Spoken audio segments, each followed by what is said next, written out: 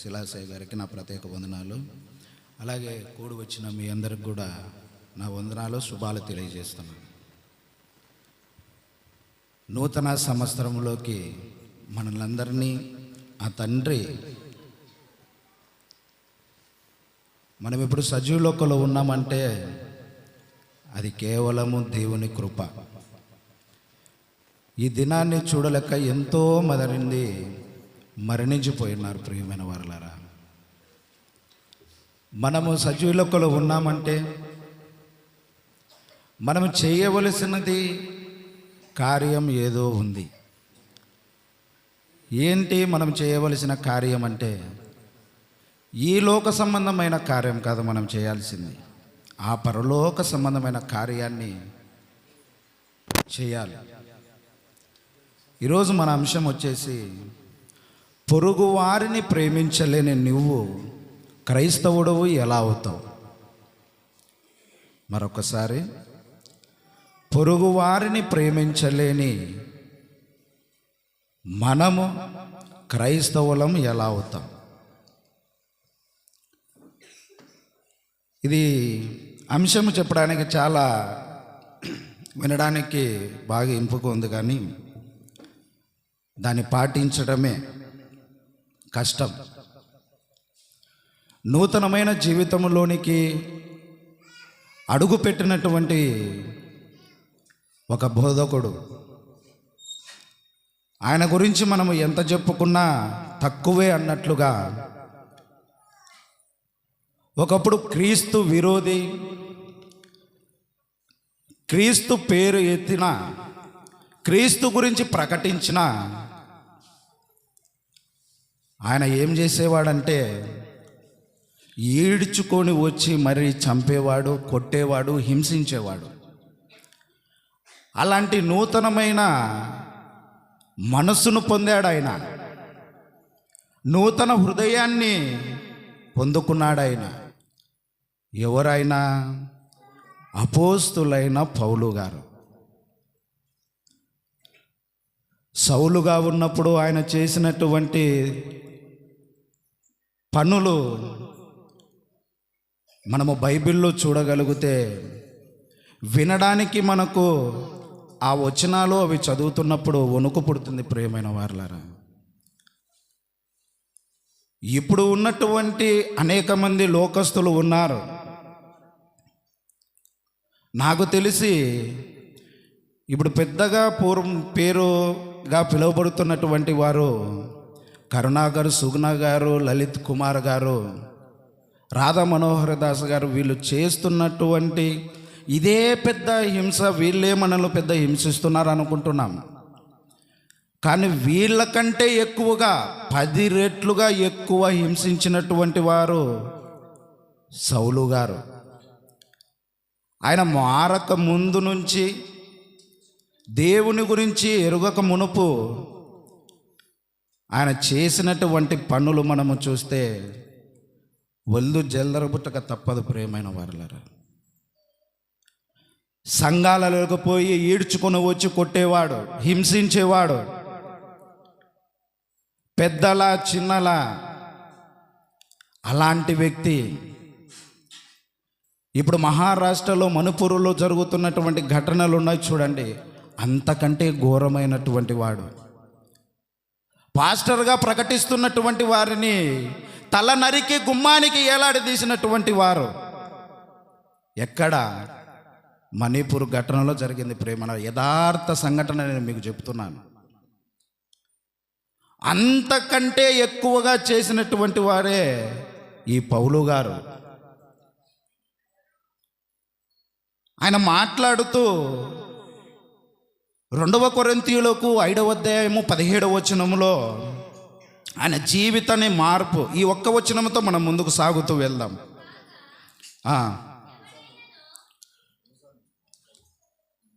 Okay. 2 కొరింథీయులకు 5వ అధ్యాయము 17వ వచనం. ఎవడైనను క్రీస్తు ఉన్న ఎడల, క్రీస్తునున్న ఎడల వారు నూతన సృష్టి, పాతవి గతించెను, ఇదిగో కొత్తవాయెను. ఈ వచనం ఒకటి మీరు గుర్తు పెట్టుకోనండి. ఈ వచనంలో ఉన్నటువంటి భావము, అర్థము మనము చివరిలో తెలుసుకుందాం ప్రియమైన వర్లారా.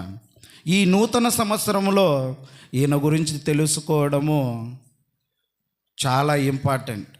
బైబిల్లో అనేకమైన మాటలు, ఒక దైవ సేవకుడు ఎలా ఉండాలో చెప్పాడు, ఒక స్త్రీ ఎలా ఉండాలో చెప్పాడు, ఒక పురుషుడు ఎలా ఉండాలో చెప్పాడు, అసలు సంఘములో ఎలా నడుచుకోవాలో కూడా చెప్పినటువంటి వారు ఈ పౌలు గారు. ఆయన గురించి మనము కొద్దిగా కొన్ని మటుకే మనం తెలుసుకుందాము. సమయాన్ని నాకు తక్కువ ఇచ్చారు. ఆయన గురించి తెలుసుకొని మనం ముందుకు సాగుదాం. ఒకప్పుడు ఆయన చేసినటువంటి పనులు మనం ఒకసారి జ్ఞాపకం చేసుకొని 1 తిమోతిలకు 1వ అధ్యాయము 12వ వచనం. 1 తిమోతిలకు 1వ అధ్యాయము 12వ వచనం. పూర్వము దూషకుడను, హింసకుడను, హానికరుడనైన నన్ను తన పరిచర్యకు నియమించి నమ్మకమైన వానిగా ఎంచినందుకు నన్ను బలపరిచిన మన ప్రభువైన క్రీస్తు యేసుకు కృతజ్ఞుడనై ఉన్నాను. తెలియక అవిశ్వాసము వలన చేసి తిని గనుక కనికరింపబడి తిని. ఏమి చేశాడు ఈయన? మనము బైబిల్లో ఈ 66 పుస్తకాల జ్ఞానాన్ని మనము తెలుసుకోగలిగితే, పౌలు గారు పడినటువంటి వేదన కానీ, అలాగే పౌలు గారు హింసించినటువంటి సంఘటనలు కానీ ఈ బైబిల్లో అపోస్తుల కార్యములు మొదలుకొని ఆయన సంఘానికి రాస్తూ తిమోతిలకు 1 తిమోతి, 2 తిమోతి, ఫిలోమోను, ఇవన్నీ వచనాల్లో ఉన్నటువంటి ఆ అపోస్తులు గారు చేసినటువంటి కార్యాలు మనము చదవగలిగితే కనువిప్పు కలుగజేస్తాయి ప్రియమైన వారలారా. ఇలాంటి హింసకుడైనటువంటి ఆ పౌలుగా మారినటువంటి ఆ పౌలు గారు మనకు ఒక మార్గదర్శి. ఎవరన్నా ఎదురుగా ఆయనకు వెళ్ళాలన్నా భయపడేటటువంటి పరిస్థితి, అలాంటి క్రూరుడు, అలాంటి వారు ఆయన మారాడంటే మీరు నమ్మగలరా? ఆయన చేసినటువంటి పనులన్నిటిలోనూ ముందుకు సాగుతూ దేవుణ్ణి దూషిస్తూ అవమానపరుస్తూ యూదులనందరినీ సైతము ఆయన వెంటబెట్టుకొని అనేక మందిని దేవుణ్ణి ఎక్కడైతే ఆరాధిస్తారో, ఎక్కడైతే స్తుతిస్తారో అక్కడికి వెళ్ళి హింసించేవాడు ఆయన. అలాంటి పౌలు దేవుని మాట చేత, ఒక్క మాట చేత ఆయన మారిపోయాడు ప్రియమైన వారలారా. ప్రత్యక్షమయ్యి ఆ ప్రభువు కనువిప్పు కలగజేశాడు. కనురెప్పల పొరలు తనకు ఏ విధంగా అయితే రాలిపోయాయో పాపాలు, ఆ విధంగా ఎంత కరుణ చూపించాలో ఆ ప్రభు పట్ల అంత కరుణ చూపించాడు ప్రియమైన వారలారా. అలాంటి వ్యక్తి మారిన తరువాత ఆయన చేసినటువంటి పరిచర్య, ఈ కొత్త నిబంధనలో చేసినటువంటి ఆయన పరిచర్య నాకు తెలిసి ఎవరు చేయలేదు ప్రియమైన వారలారా. ఒక ఉన్నతంగా చేశాడు. దేవుణ్ణి ఎంత దూషించాడో అంతకంటే 100 రెట్లు ప్రేమించాడు ఆయన. తన గుండెలకు హత్తుకున్నాడు. శత్రువుల సైతము కూడా ఎదురు వస్తే కౌగులించుకొని ముద్దు పెట్టుకున్నటువంటి వ్యక్తి పౌలు గారు. అలాంటి గొప్ప మనసు మనకుందా? ఆలోచన చేద్దాం. ఆయన మనకు నేర్పించింది ప్రేమ మటుకని గ్రహించాడు ఆ పౌలు. ద్వేషాన్ని నింపలేదని తెలుసుకున్నాడు ఆ పౌలు. ప్రేమ స్వరూపాన్ని తెలుసుకున్నాడు ఆ పౌలు. ఇంత ప్రేమించినటువంటి ఆ పౌలు మారాడంటే ఆశ్చర్యంగా ఉంది ప్రియమైన వారలారా. స్టెఫెన్ గారు సైతం ఆయనకు మారక మునుపు స్టెఫెన్ గారిని ఏ విధంగా అయితే రాళ్లతో కొట్టించి చంపాడో, హింసించాడో, అనేక మంది కొడుతున్నటువంటి వారిని అందరి బట్టలంట ఆయన తీసేసుకొని ఒక చోట పెట్టుకొని ఉన్నాడంట ప్రియమైన వారలారా. ఎందుకో తెలుసా? స్టెఫెన్ గాని రాళ్లతో కొడుతున్నప్పుడు ఆ రక్తపు మరకలు కొట్టినటువంటి వారి మీద ఎక్కడ పడుతుందో అని ఏం చేశాడు? వాళ్ళ బట్టలన్నీ తీసేసి ఎలాగైతే మోకరించి స్టెఫెన్ గారిని చంపించినటువంటి వైనం అంతటి దుర్మార్గుడు.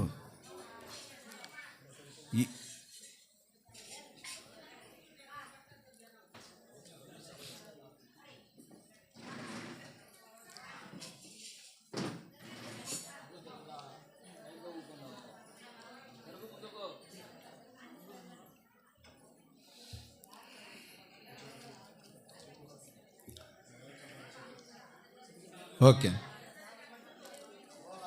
స్టెఫెన్ గారి సైతము కూడా మోకరించి చంపినటువంటి వైనాన్ని మనము చూడలేదా?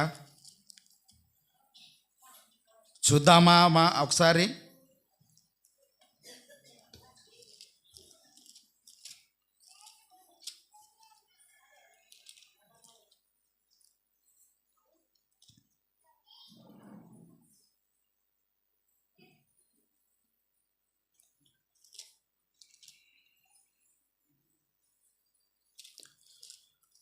రెండవ కొరింథీయులకు 7వ అధ్యాయము,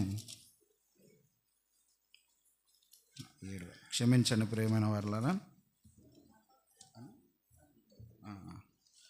అపోస్తుల కార్యములు 7వ అధ్యాయం, అపోస్తుల కార్యములు 7వ అధ్యాయము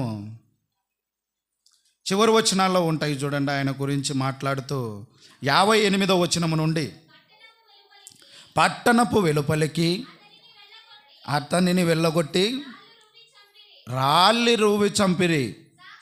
సాక్షులు సౌలు అన ఒక యవనుని పాదముల యొద్ద తమ వస్త్రములు పెట్టిరి. ఎందుకు పెట్టినారు తమ వస్త్రములు? అక్కడ ఉన్నటువంటి అనేక మంది బట్టలు ఆయన కాళ్ళ దగ్గర ఎందుకు పెట్టారు?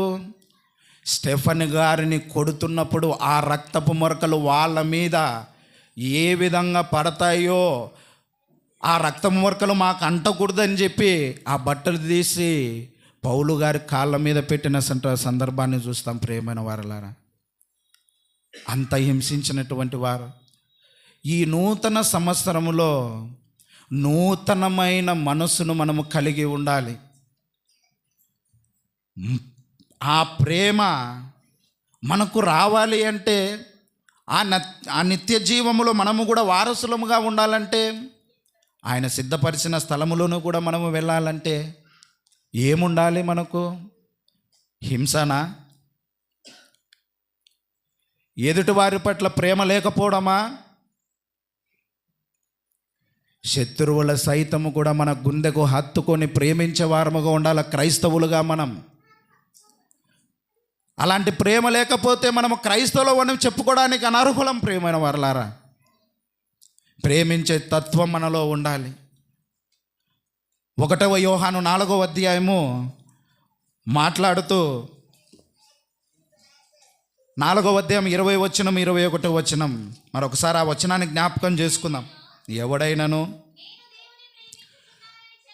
నేను దేవుణ్ణి ప్రేమించుచున్నానని చెప్పి తన సహోదరుని ద్వేషించిన ఎడల అతడు అబద్ధికుడగును. తాను చూసిన సహోదరుని ప్రేమింపనివాడు తాను చూడని దేవుణ్ణి ప్రేమింపలేడు. దేవుని ప్రేమించువాడు అది ప్రియమైన వారలారా. కనిపిస్తున్న ఈ మనుషులనే మనము ప్రేమించలేకపోతే, కనిపిస్తున్న మన బంధువులను, మన స్నేహితులను, మన శ్రేయోభిలాషులను మనం ప్రేమించకపోతే కనిపించని ఆ దేవుణ్ణి మనం ఎలా ప్రేమిస్తాం? గుడ్డివారి సైతం, కుంటివారి సైతం, ఎంతమంది నిందించినా, ఎంతమంది అవమానపరిచినా ప్రేమించినటువంటి తత్వాన్ని ఒక యేసుక్రీస్తులను చూస్తాం ప్రియమైన వాళ్ళరా. ఇంకొక విషయం, పాపము చేయనటువంటి వాడుగా ఉన్నటువంటి ఏకైక దేవుడు మన యేసుక్రీస్తు ప్రభుల వారు. అలాంటి ప్రేమామూర్తిని మనం ఏం చేశాం? అవమానపరిచాం, నిందించాం, అవహేళన చేశాం, చివరికి ఏం చేశాం? సిలువ వేశాం. ఈ కొత్త సంవత్సరములో, ఈ నూతన జీవితములో మనము దేవుని ప్రేమను ఎరిగినటువంటి వారముగా ఉండి అనేక మందిని ప్రేమించే వారముగా ఉందామని తెలియజేస్తున్నాను ప్రియమైన వారలారా. లేకపోతే మనము క్రైస్తవులుగా పిలువబడటానికి అనర్హులం. బైబిల్ స్పష్టముగా రాయబడుతున్నటువంటి మాట. ఇంకొక మాట మనం చూద్దామా? యోహాను 13వ అధ్యాయము 34వ వచనం, 35వ వచనం. యోహాను 13వ అధ్యాయము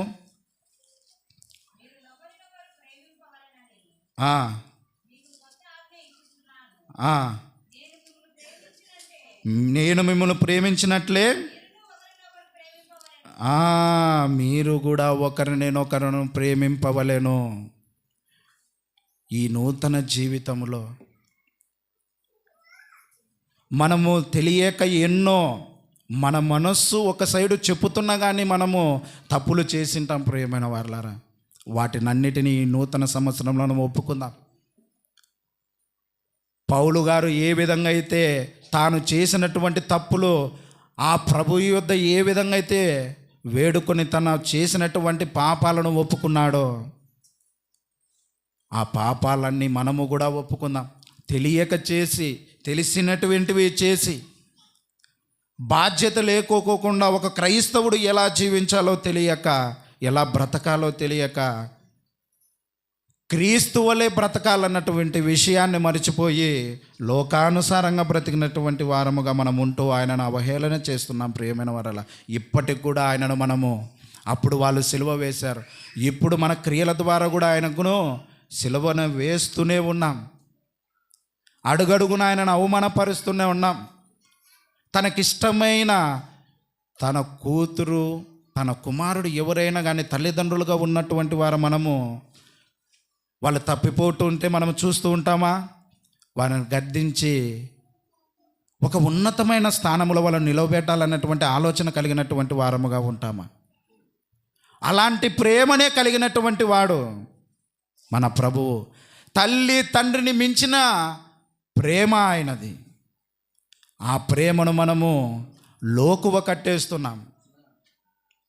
మరొక సంవత్సరాన్ని మనకు ఆయన మనల్ని ప్రవేశపెట్టాడు. అందుకు మనము కృతజ్ఞులమై ఉండాలి.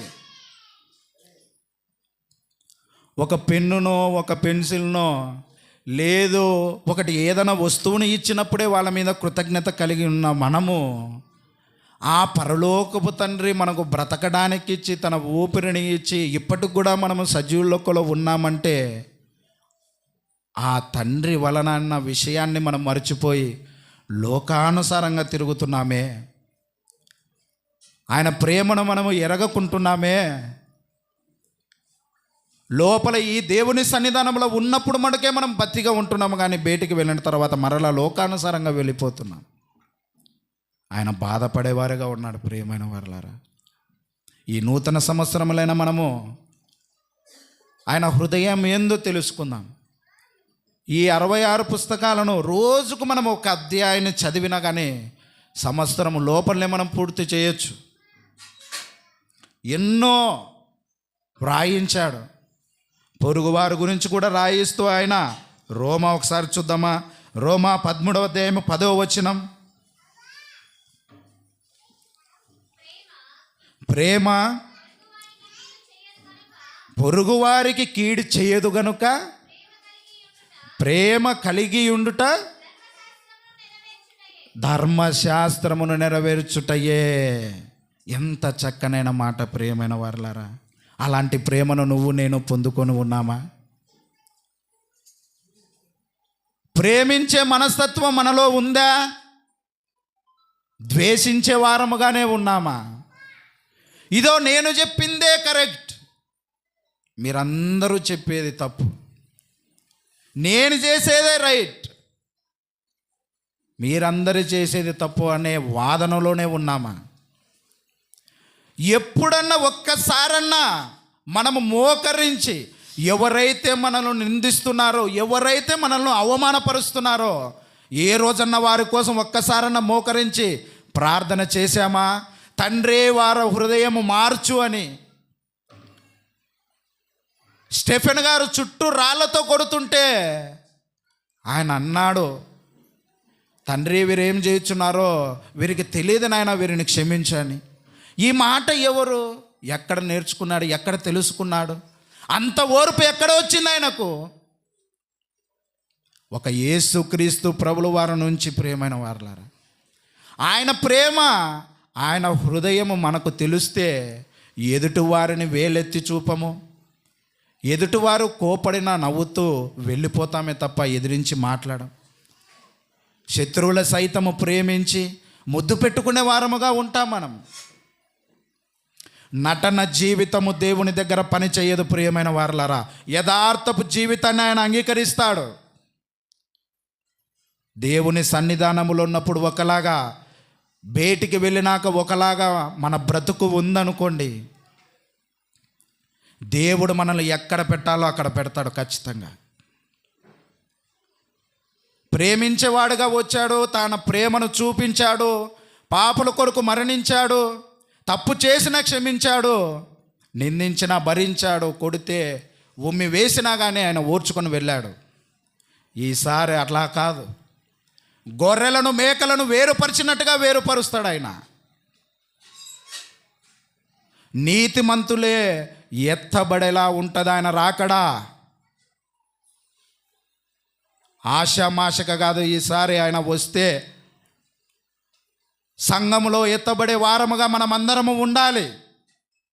మన క్రియలను బట్టి కూడా ఆయన ప్రతిఫలం ఇచ్చేవాడుగా ఉన్నాడు. ప్రియమైన వారలారా, అడుగడుగున మనం ఏమి చేస్తున్నామో ప్రతిదీ లెక్కలోకి వస్తుంది.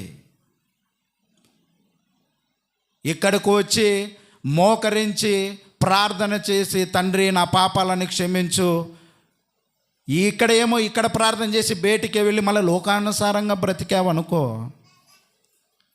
చిందర వందర అయిపోతుంది మన జీవితం. నేను ఉన్నదే చెప్పుతున్నాను, లేనిది చెప్పట్లేదు. ప్రియమైన వారలారా, సత్య మాటలే నేను చెప్తున్నాను. యథార్థత లేకపోతే ఆయనను మనము చేరుకోలేం. ఆయన సిద్ధపరిచిన స్థలంలో మనం ఉండలేం. ఎప్పుడైతే నువ్వు అనేక మందిని ప్రేమిస్తావో, ఆయన ప్రేమ ఏ విధంగా చూపించాడో ఆ విధంగా చూపించాల మనం ప్రేమను. అలాంటి ప్రభువు ఔన్నత్యాన్ని తగ్గించినటువంటి వారు కూడా ఉన్నారు ఈ లోకంలో. మన కొరకు మరణించినటువంటి ఆ ప్రభువును అవమానపరిచినారు, ఇప్పటికి కూడా అవమానపరుస్తూనే ఉన్నారు.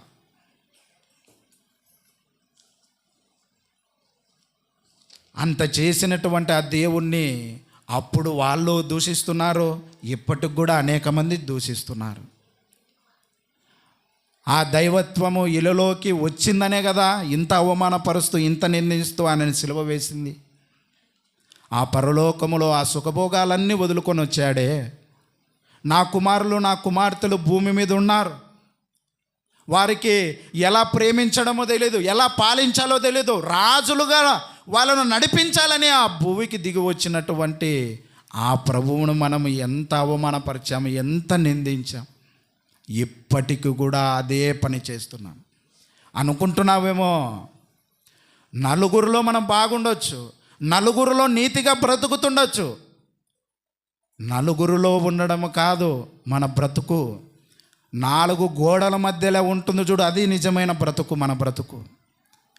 అప్పుడు తెలుస్తుంది మన యథార్థత దేవుని పట్ల. అందుకే ఆయన చెప్తాడు, చూడండి ఒకసారి ప్రకటన గ్రంథం 22వ అధ్యాయం 12వ వచనంలో.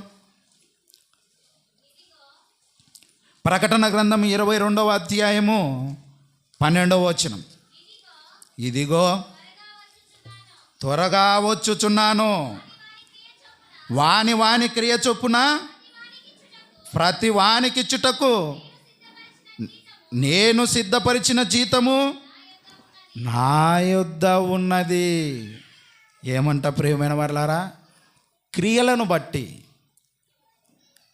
మనము ఏ క్రియలు కలిగి ఉన్నాం, పాపపు క్రియలు కలిగి ఉన్నామనుకో అలాంటి జీతాన్ని ఇస్తాడు. దేవుని పట్ల యథార్థత కలిగి ఉన్నామనుకో, నీతిగా బ్రతుకుతూ అనేక మందిని దేవుని వైపు నడిపించే వారముగా ఉన్నామనుకోండి, దానికి తగ్గట్టుగానే జీతం ఇస్తాడు. మన క్రియలకు తగ్గట్టుగా ఆయన జీతం ఇచ్చేవాడుగా ఉంటాడు. ప్రియమైన వారలారా, ఆషామాష కాదు. నువ్వు దేవుని సన్నిధానంలో అడుగు పెడుతున్నావంటే మన ప్రవర్తన ఏ విధంగా ఉండాలి? ప్రసంగి గ్రంథంలో చెప్తాడు కదా, 5వ అధ్యాయం 1వ వచనంలో.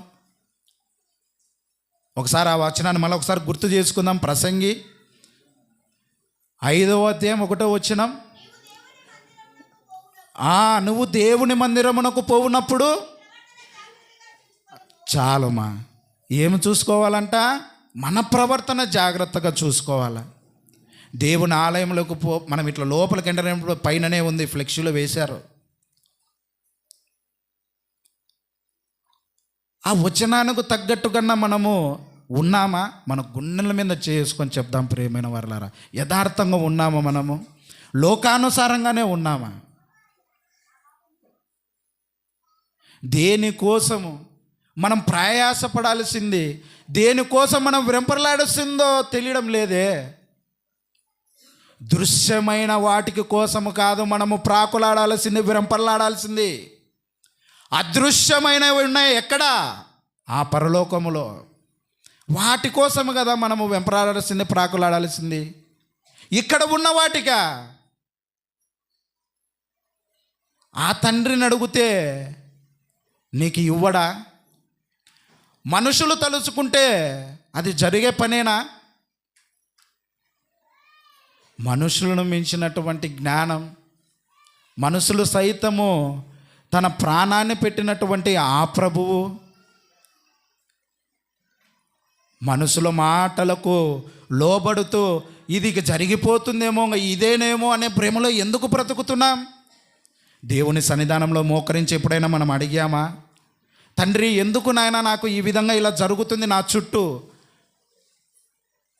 నా ప్రజలే, నా బంధువులే ఎందుకు నన్ను అవమానపరుస్తున్నారు, నిందిస్తున్నారని మోకరించి ఎప్పుడైనా అడిగినామా? ఆయన ఆలయాన్ని పాడు చేస్తే ప్రియమైన వారలారా, నిజం చెప్తున్నాను, మనల్ని ఖచ్చితంగా పాడు చేస్తాడు ఆయన.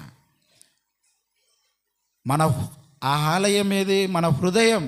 మన హృదయాన్నే మనము పాడు చేసుకొని దేవుని సన్నిధానంలో ఉన్నామనుకోండి, మనల్ని పాడు చేస్తాడు ఆయన ఖచ్చితంగా. భయము కలిగి ఉండాలి, వణుకు రావాలి. దేవుని సన్నిధానంలో అడుగు పెడుతున్నామంటే అల్లరితో కూడిన ఆటపాటలు, అల్లరి మాటలు, అల్లరి చేసులు దేవుని సన్నిధానంలో చేశారా, ఆయన ఉగ్రతకు పాత్రులు అవుతారు ఎవరైనా సరే.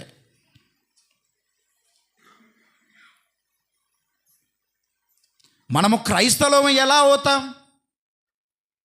మనం క్రైస్తవులను చెప్పుకోవడానికి అనర్హులం. మనం ఇంతమంది దైవజనులు వస్తున్నారు, ఇంత వాక్యాన్ని చెప్తున్నారు, 150 కుటుంబాలకు పైగా ఉన్నాయి నాకు తెలిసి ఈ చోటపల్లి గ్రామంలో. 200 ఉన్నాయి. వారిలో ఇక్కడ నిలబడి మాట్లాడుతుంది ఎంతమంది అండి? నాకు తెలిసి అన్న నేను 200 మంది కుటుంబాలు ఇద్దరా?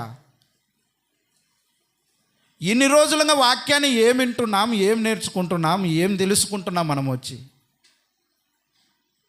మిమ్మల్ని ఏదో అవమానపరచాలన్నటువంటి ఉద్దేశం కాదు, కానీ ఆ తండ్రి ఉద్దేశాన్ని చెప్తున్నా మీకు. చూద్దామా ఒకసారి ఆ మాట?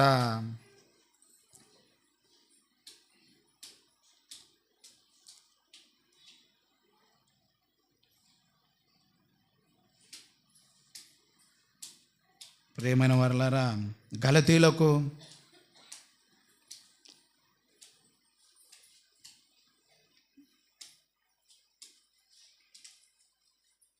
క్షమించండి, అపోస్తుల కార్యములు 9వ అధ్యాయము 15వ వచనం 16వ వచనం. అందుకు ప్రభువు, నీవు వెళ్ళుము, అన్యజనుల ఎదుటను రాజుల ఎదుటను ఇశ్రాయేలు ఎదుటను నా నామమును భరించుటకు ఇతడిని నేను ఏర్పరచుకొనినా ఏమై ఉన్నాడు? సాధనమై ఉన్నాడు. ఎవరికిది? అపోస్తులైన పౌలు గారికి ఒక్కరికేనా? మనకందరికి. అసలుకి మనల్ని ఎందుకు ఆయన పుట్టించినాడు ఈ భూమి మీద? తాగి తిరిగి ఎంజాయ్ చేయడానికా? బంధువులందరినీ పెట్టుకొని వెంట పెట్టుకొని ఇష్టానుసారంగా తిరగడానికా? మన పిల్లలను దేవుని వైపు నడిపించుకోకుండా లోకానుసారంగా నడిపించడానికా? ఎందుకు మనల్ని పుట్టించాడు?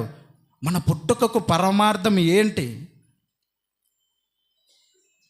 ఆయన మీదనే కాదు, సువార్త భారం ఉండేది మన మీద కూడా.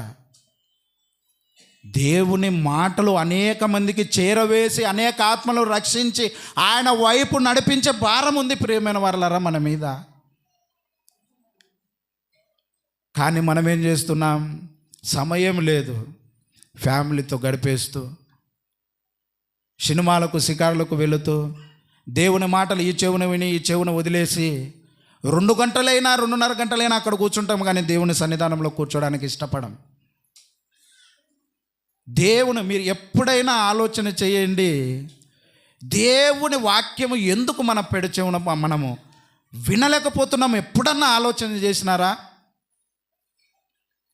ఎందుకు వాక్యాన్ని విని మర్చిపోతున్నాము? ఏంటి అసలు దేవుని సన్నిధానంలో ఏంది మనం కూర్చోలేకపోతున్నామని ఎప్పుడన్నా మీ హృదయానికి తట్టిందా? సాతానుగాడి క్రియ అది. దేవుని సన్నిధానంలో కూడా మనం 1 గంట కూర్చోలేకపోతున్నామంటే మనకు తెలియకోకుండానే చూడు ఎంత జరుగుతుందో మన చుట్టూ. ఆయన సన్నిధానంలో కూర్చోలేం. కాళ్ళు నస్తున్నాయని వెళతాం, నొప్పి వచ్చిందని వెళ్తాం. అది ఎప్పుడు ఇక్కడ కూర్చున్నప్పుడే. అదే అక్కడికి వెళ్ళినప్పుడు సినిమా హాల్కి వెళ్ళి అక్కడ కూర్చున్నప్పుడు ఉండదు చూడండి, ఆ నొప్పి ఆ పెయిన్ అవన్నీ ఏమీ కనపరావు. అదొక ఆనందం. ఎదురుగా వాడు వేసాడుగా, చూస్తూ చూస్తూ నాతో వచ్చేది ఎవడు అన్నాడంటే ఈ నుండి లేస్తాడు ఒకడు, నేను అని. దేవుని సన్నిధానములోకి వచ్చి కూర్చుంటున్నాం, వింటున్నాము. కానీ తండ్రి నీ సువార్తను ప్రకటించడంలో నేను వస్తాను ఎవరన్నా అంటారా? ఒక్కరన్నారు. ఇప్పటికీ ఆయనను మనం అవమానపరుస్తున్నాం, నిందిస్తున్నాం, అవహేళన చేస్తూనే ఉన్నాం. ఇప్పటికీ మన క్రియల ద్వారా ఆయనను సిలువ వేస్తున్నాం. ప్రియమైన వారలారా, యథార్థంగా బ్రతుకుదాం, నిజాయితీగా బ్రతుకుదాం ఆయన పట్ల. మన హృదయాలు ఎరిగినటువంటి దేవుడు 10 మందిలో ఉన్నా ఎలా ఉన్నామో, ఒంటరిగా ఉన్నప్పుడు ఎలా ఉన్నామో ఆయనకు తెలీదా? మనం ఎప్పుడన్నా మోకరించి యథార్థంగా ఆయన సన్నిధానంలో మోకరించి అడిగింటే కదా. మనకు ఆయన మొదటిగా నేర్పించింది ప్రేమను, ఓర్పును, సహనాన్ని. అవి ఉండవు మానవులకి. మనకు ఎవర్రా శత్రువు అని అనుకుంటే మనకు ఆ పక్కింటోడు, ఎదురింటోడు, ఆ పైంటోడు కనిపిస్తాడు. మన శత్రువు మన శరీరం అన్న విషయమే మర్చిపోతాం మనం. ఎందుకు? ఫస్ట్ మన శరీరం వినదు మన మాట. దేవుని మాటలు వినడానికి ఒప్పుకోదు, ప్రేమగా మాట్లాడడానికి ఒప్పుకోదు. ఎవడన్నా మనకు ఎదురుగా మనకు నచ్చనోడు వచ్చినాడు అనుకో, ఇట్లా మొహం తిప్పుకొని ఇట్లా వెళ్ళిపోతాం. ఎదురుగా వెళ్ళి మాట్లాడే ధైర్యం ఉందా? ఉండదు. వాక్యాన్ని వింటున్నాం, ఎన్ని రోజుల నుంచి వింటున్నాం, ఆయన ప్రేమ మటుకు రావడం లేదే మనకు. ఆయన చూపించిన బాటలో నడవలేకపోతున్నాం. ఎందుకు? ఒక్కసారన్నా ఆలోచన చేసినారా? మనకు బ్రతుకునిచ్చినటువంటి ఆ ప్రభువు బాధపడుతున్నాడు, ఆవేదన చెందుతున్నాడు ఇప్పటికి కూడా. ఈ నూతన జీవితాన్ని ఇచ్చినటువంటి ఆ ప్రభువుకు నువ్వు ఏమి చేశావు? మనము ఏమి చేశాం? ప్రకటిస్తున్నటువంటి దాసుని ద్వారా మాటలు వింటున్నాం. ఒక్కరికైనా మనం ప్రకటించి ఒక్క ఆత్మనైనా మనం దేవుని సన్నిధానానికి నడిపించామా?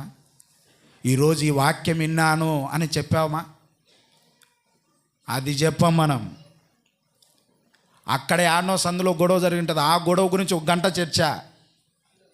ఇక్కడ యాడో ఏదో గొడవ జరిగింది, దాని గురించి వ్యర్థమైన వాటి గురించి చర్చించుకొని కాలయాపన చేస్తున్నాము. కానీ ఆయన మనసును ఎరిగినటువంటి వారు ఎంతమంది ఉన్నారు ప్రియమైన వారులారా? ఇది నా ఆవేదన కూడా కాదు, ఆ తండ్రి ఆవేదన కూడా. నలుగురు కూర్చున్నారంటే వ్యర్థమైన మాటలు తప్ప దేవుని గురించి అయిన మాటలు. ఈరోజు ఏదో అన్నగారి ద్వారా ఈ మాటలు విన్నాం. ఈ మాటలో ఏమన్నా మనకు అర్థం కానిది ఏమన్నా ఉందా? వాటి గురించి ఎప్పుడన్నా చర్చించుకున్నామా దేవుని సన్నిధానంలోకి వచ్చి? బయట నలుగురికి ఒక స్నేహితులను సంపాదించుకొని వారిని దేవుని సన్నిధానంలోకి నడిపించామా?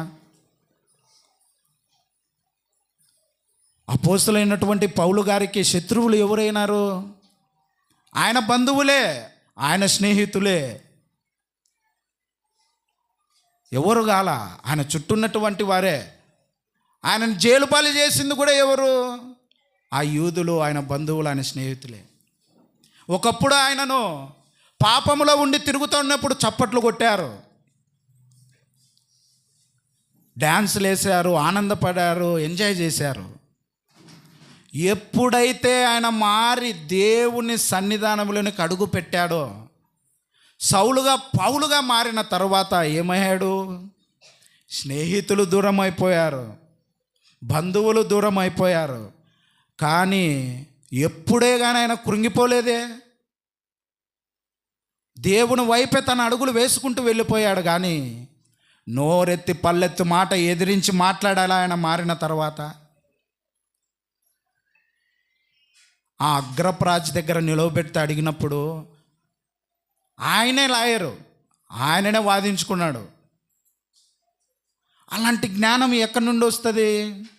ఒక సుప్రీంకోర్టులో ఒక జడ్జి దగ్గర వాదించడం అంటే, ఒక ఉన్నతమైన కోర్టులో వాదించడం అంటే ఆషామాష, అది ఓనుగా ఆయన. ఆ జ్ఞానం ఎక్కడి నుండి వచ్చింది? దేవుడు ఇస్తే వచ్చింది. అలాంటి జ్ఞానము మనకుంది. ఆ జ్ఞానం మనం ఏం చేసుకుంటున్నాం? దుర్వినియోగం చేసుకుంటున్నాం. ఆయన మనసును మనం ఎరగకుంటున్నాం. ఈ నూతన జీవితాన్ని ఇచ్చినటువంటి ఆ దేవుడు మనం చేసినటువంటి గడిచిన కాలం అంతా, ఈ 2025 సంవత్సరం అంతా, నాయన నిన్ను ఆయాసపరిచినటువంటి వాడిగానే ఉన్నాను తండ్రి. నేను ఈ 2026 సంవత్సరంలో నుంచి నీ ప్రేమను ప్రకటిస్తాను నాయన, ఒక ఆత్మ నేను రక్షిస్తానన్నటువంటి తీర్మానం కలిగి ఉండండి ప్రియమైన వారులారా. ఆయన ప్రేమను ఎరిగినటువంటి వారుగా ఉండండి ప్రియమైన వారులారా. ఎన్నో మాటలు ఈ మహాబైబిల్ 66 పుస్తకాలలో ఉంది. ఇప్పుడు అనేక మంది అప్పుడు ఆయనకు శత్రువులయ్యారు. ఇప్పుడు బోధించడము, చెప్పడం అంటే అంత సులువు అనుకుంటున్నారేమో. ఇప్పుడు ఇంకా కష్టం. మోకాలేసి నిలవబెట్టి రోజులు రాబోతున్నాయి. సంఘంలో ఇంతమంది ఇలా కూడుకుంటున్నాం. రాబోయే దినాల్లో లేదు ఉండకపోవచ్చు. పొద్దున లేస్తానే ఉదయాన్నే ఆ గంట మోగి మనకు ఒక వాక్యపు సౌండ్ వస్తూ ఉంటుంది, అది ఇంకా రాకపోవచ్చు. దుర్దినాల్లో ఉన్నా మనం.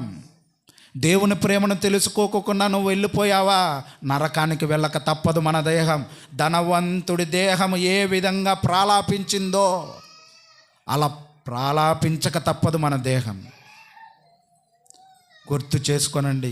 ఆయన ఇంకా పొరుగువారి గురించి మాట్లాడుతున్నటువంటి మాట యాకోబు 2వ అధ్యాయం 8వ వచనం ఒకసారి చూద్దామా? యాకోబు 2వ అధ్యాయము 8వ వచనం. మెట్టకు నీవలే పొరుగువాని ప్రేమింపవలనే లేఖనములో ఉన్నట్లు ప్రాముఖ్యమైన ఈ ఆజ్ఞను నువ్వు నెరవేర్చిన ఎడల బాగుగా ప్రవర్తించువారగుదురు. ప్రేమైన వారలారా, శత్రువుల సైతం ప్రేమిద్దాం. మనకిచ్చినటువంటి ఆ ప్రేమే ఇచ్చాడు మనకైనా. ఆ ప్రేమను నలుగురికి పంచుదాం. ఎలా బ్రతకాలో నేర్చుకుందాం. అనేక మందిని దేవుని వైపు నడిపిద్దాం. ఆ నిత్య జీవంలో ఆ తండ్రితో పాటు మనమందరము కలిసి బ్రతకడానికి ఆయన సిద్ధపాటు చేసినటువంటి ఆ స్థలములో మనమందరం బ్రతుకుదాం. సౌలుగా ఉన్నటువంటి ఆయన పౌలుగా ఏ విధంగా మారాడో అలాంటి మార్పును మనము పొందుకుందాం. ప్రియమైన వారలారా, ఈ నూతన సంవత్సరంలో అడుగు పెట్టాం. తెలిసి తెలియక మనము చేసింటాం పాపాలు. ఖచ్చితంగా వాటిని ఒప్పుకొని దేవుని సన్నిధానంలో, తండ్రి ఇక నుంచి నేను నీ పట్ల యథార్థంగా బ్రతుకుతాను, నాయన నీతిగా బ్రతుకుతాను. ఈ నూతన జీవితాన్ని నాకు ఇచ్చావు. ఎంతోమందికి లేదు ఈ భాగ్యం. హఠాత్తుగా మరణం వాళ్ళకు తెలియకోకుండానే ఎక్సర్సైజులు చేస్తూ చేస్తూ చనిపోయారు. పరిగెడుతూ మరణించారు. మాట్లాడుతూ అట్నే కుప్పకూలి చనిపోయారు. అలాంటి బ్రతుకును నాకు నువ్వు ఇయ్యలేదు నాయన. నిన్ను స్తుతించి నిన్ను గణపరిచే భాగ్యాన్ని నాకు ఇంకో సంవత్సరాన్ని నన్ను అడుగు పెట్టనిచ్చావు. ఖచ్చితంగా నడిపిస్తాను. నీ సన్నిధానంలో అనేక మందిని నడిపించి నీ యందు యథార్థంగా బ్రతికి, పౌలు గారు ఏ విధంగా బ్రతికారో, శత్రువుల సైతము కౌగిలించుకొని ముద్దు పెట్టుకున్నాడో, అలా నా శత్రువుల కోసం నేను ప్రార్థన చేసి వారిని కౌగిలించుకుంటాను తండ్రి. ప్రేమిస్తాను నాయన, వారి కొరకు ప్రార్థన చేస్తాను తండ్రి అని ఈ నూతన సంవత్సరంలో మనము ప్రార్థన చేద్దాం. అలాంటి కృప, అలాంటి ప్రేమ ఆ తండ్రి మనకు అనుగ్రహించునుగాక. ఆమేన్.